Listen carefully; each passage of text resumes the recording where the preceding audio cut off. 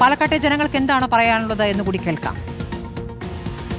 തീർച്ചയായിട്ടും പാലക്കാട് ജനത വലിയ വികസനത്തിലേക്ക് ഈ സംഭവം പോകുമ്പോൾ 10-70 വർഷമായി ഡിവിഷൻ ഇതില്ലാതായി പോകുമ്പോൾ നേരത്തെ സേലം ഡിവിഷൻ പോയി. ഇനിയിപ്പോൾ ഇതും കൂടി പോയാൽ പാലക്കാട് ജനതയ്ക്ക് വലിയ എല്ലാം ബുദ്ധിമുട്ടാണ്. ഒന്നും ഇവിടെ ഉണ്ടാവില്ല. ഒരു ട്രെയിൻ പോലും ഇവിടുത്തെ ട്രെയിനുകൾ മാറിപ്പോവും. നഷ്ടം വെച്ചാൽ നേരത്തെ തന്നെ നഷ്ടം ഉണ്ടായിരിക്കുകയാണ്. സേലം ഡിവിഷനിലേക്ക് പോയപ്പോൾ ഇവിടെ ഉണ്ടായിരുന്ന ഓഫീസിൻ്റെ പകുതി പോയി. ജീവനക്കാരുടെ ഫാമിലി എല്ലാം ഇവിടുന്ന് പോകേണ്ട ചുറ്റുപാടായിരുന്നു. ഇപ്പോൾ മൈസൂർ ഡിവിഷനിലേക്ക് കൂടി പോയാൽ ഈ ഡിവിഷണൽ ഓഫീസ് വെച്ചുകൊണ്ട് ഇവിടെ യാതൊരു കാര്യമില്ല.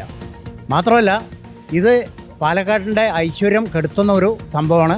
ഇതിനെ ഒരിക്കലും ഞങ്ങൾ ഇടതുപക്ഷം അനുവദിക്കില്ല. സമരങ്ങളായിട്ട് മുന്നോട്ട് പോകുന്നുള്ള കാര്യം തീർച്ചയാണ്. അപ്പോൾ അതൊക്കെ ഒന്നും കിട്ടാണ്ടോ. ഇപ്പോൾ പിറ്റ്ലൈനൊക്കെ വരേണ്ടതൊക്കെ വലിയ വികസനം, പാലക്കാട് വലിയ വികസനത്തേക്ക് ഓരോ ദിവസം കുതിച്ചുകൊണ്ടിരിക്കുമ്പോൾ അത് ഒന്നുമില്ലാതെ ഇപ്പോൾ ഇത് കേന്ദ്ര ഗവൺമെൻറ് ഇത് അറിയോ, റെയിൽവേ ഡിവിഷൻ ചെയ്യുന്നതാണ്. പണ്ടും ഇതുപോലെ കേന്ദ്ര റെയിൽവേ മന്ത്രാലയമാണ് ചെയ്തതെന്ന് പറഞ്ഞത്. ഇപ്പോൾ അത് കേന്ദ്ര ഗവൺമെൻറ് സമ്മതത്തോടു കൂടിയാണോ എന്നുള്ളത് ഞങ്ങൾക്ക് അറിയാൻ ആകാംക്ഷയുണ്ട്. അറിഞ്ഞു, അത് മിക്കവാറും പോകുന്ന തോന്നുന്നത്. പക്ഷെ ഞങ്ങൾ പോകാൻ സമ്മതിക്കില്ല. അങ്ങനെ പക്ഷെ നേരത്തെ ഇതേമാതിരി പാലക്കാട് ഡിവിഷൻ സേലത്തേക്ക് പോയല്ലോ, ഓർമ്മയില്ലേ? കോയമ്പത്തൂരൊക്കെ എടുത്തല്ലോ. അപ്പോൾ സേലം ഡിവിഷനിലേക്ക് മാറില്ല. ഇത് മിക്കവാറും പോവും. കാരണം അത്ര സ്വാധീനം ചെലുത്തുന്നില്ല ആരും ഇവിടെ.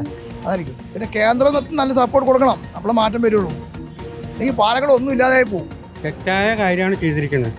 അതായത് പ്രതിപക്ഷ ബഹുമാനമില്ലാതെയാണ് കേന്ദ്ര ഗവൺമെൻറ് ചെയ്യുന്നത്. ബ്രിട്ടീഷുകാരുടെ ഭരണമൊന്നുമല്ലല്ലോ ഇവിടെ നടക്കുന്നത്. പ്രതിപക്ഷത്തെ ബഹുമാനിച്ചുകൊണ്ടാണല്ലോ ചെയ്യേണ്ടത്. അത് വലിയ തെറ്റാണ്.